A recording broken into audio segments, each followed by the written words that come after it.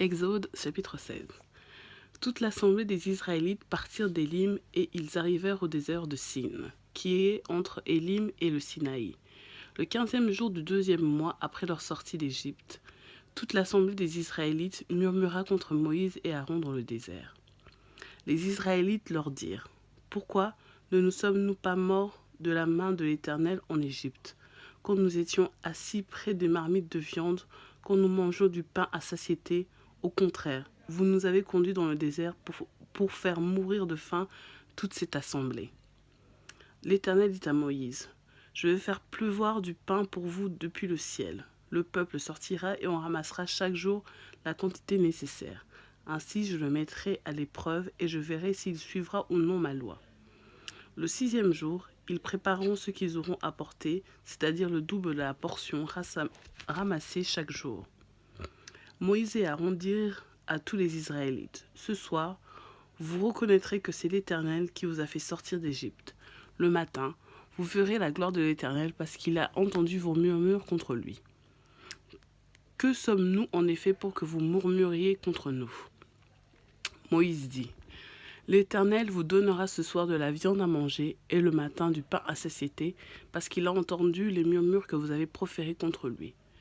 Que sommes-nous en effet ? Ce n'est pas contre nous que vous murmurez, c'est contre l'Éternel. » Moïse dit à Aaron : « Dis à toute l'assemblée des Israélites : approchez-vous devant l'Éternel, car il a entendu vos murmures. » Tandis que Aaron parlait à toute l'assemblée des Israélites, ils se tournèrent du côté du désert, et voici que la gloire de l'Éternel parut dans la nuée.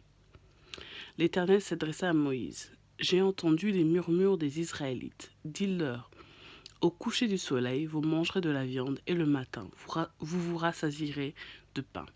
Ainsi, vous reconnaîtrez que je suis l'Éternel, votre Dieu. » Le soir survint des cailles qui couvrirent le champ, et le matin il y eut une couche de rosée autour du champ.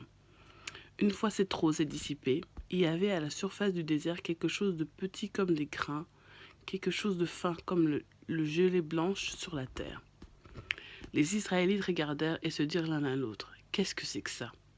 En effet, ils ne savaient pas ce que c'était. Moïse leur dit : « C'est le pain de l'Éternel. C'est le pain que l'Éternel vous donne pour nourriture. Voici ce que l'Éternel a ordonné. Que chacun de vous en ramasse ce qu'il faut pour sa nourriture, une mesure de 2 litres par personne, suivant le nombre que vous êtes. Chacun en prendra pour ceux qui sont dans sa tente. » C'est ce que firent les Israélites. Ils en ramassèrent les uns plus, les autres moins. On mesura ensuite la quantité précise. Celui qui avait ramassé plus n'avait rien de trop, et celui qui avait ramassé moins n'en manquait pas. Chacun ramassait ce qu'il fallait pour sa nourriture. Moïse leur dit : « Que personne n'en laisse jusqu'au matin. » Ils n'écoutèrent pas Moïse, et certains en laissèrent jusqu'au matin. Mais il s'y mit des vers, et cela devint infect.